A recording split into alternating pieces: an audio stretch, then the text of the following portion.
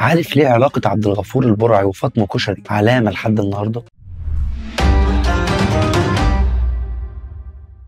في كتاب انجليزي اسمه الرجال من المريخ والنساء من الزهر. الكاتب يا سيدي بيفترض فيه ان الرجاله كانوا في الاساس عايشين في كوكب، والستات كانوا عايشين على كوكب تاني خالص، والكارثه حصلت لما الاتنين اتجمعوا واتقابلوا سوا على كوكب الارض. ايه يا رسول افندي اللي انت بتقوله ده؟ بص يا سيدي، انا مش قصدي كواكب يعني بجد، هو بيقول لك كده عشان يعرفك ان تفكير الكائن ده غير تفكير الكائن ده تماما. فاسمع مني بقى الكلمتين دول عشان تعرف اللي عمر ما حد هيقوله لك. الاول لازم تعرف ان اي مشكله بتحصل بين فاطمه وعبده فهي بتحصل بسبب سوء تفاهم. يعني مثلا فاطمه لو قدمت نصيحه لعبد الغفور تفتكر ان هو هياخد انها نصيحه؟ لا طبعا. في كوكب الرجاله النصيحه دي معناها يا فاشل يا فاشل يا فاشل، رغم ان هي بتكون نيتها سليمه. لكن هنعمل ايه بقى؟ فالكاتب يقول لك لو فاطمه مش هتعرف تقدم النصيحه صح يبقى بلاش منها احسن. نيجي بقى للكلام الكتير. هو ليه الستات بتتكلم كتير؟ اكيد مش عشان قاعدين فاضيين. الكاتب بيقول لك لان هي كده نفسيتها بتكون مبسوطه، فمطلوب من عبده يسمع للنهايه. اسمع مني، حتى لو الحكايه اتحكت مرتين في اليوم يسمع برضه، لان كده كده فاطمه بيوصل لها ان هو بيسمع لها ومهتم بيها، رغم ان هو ممكن يكون بيفكر في ماتش الاهلي والزمالك اللي هينزل على القهوه يسمعه مثلا.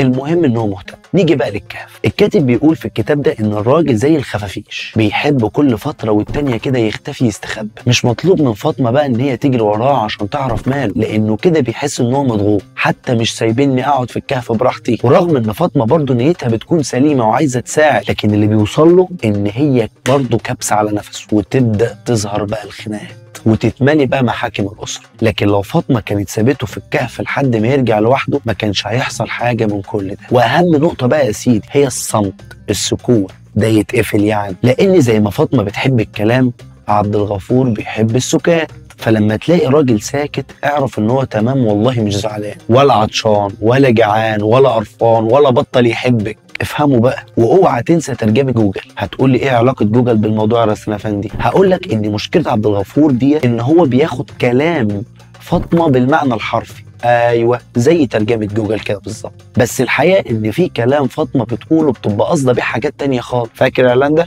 هو قال ايه مالك؟ هو يقصد ايه مالك؟ بس هي سمعت. ايه مالك؟ فهي قالت ولا حاجة، بس هي تقصد. انت لو بتحبني بجد هتعرف لوحدك. بس هو سمع. ليلتك سودة. يعني عاوز تقول ايه برضه يا رسول افندي؟ يعني عايز اقول لك ان فعلا الرجاله من موقف عبود والستات من كوكب زمرد، ومعدلات الطلاق اللي بتحصل في مصر كل سنه وارد جدا تقل وتختفي لو عبد الغفور عرف ازاي يتعامل مع فاطمه صح، وفاطمه فهمت عبد الغفور صح. وبدل ما انت دايما شايف مراتك او اختك بتزن بس، افهم ان هي مش عايزه اكتر من انك تسمع وبس يا سيدي. سلام.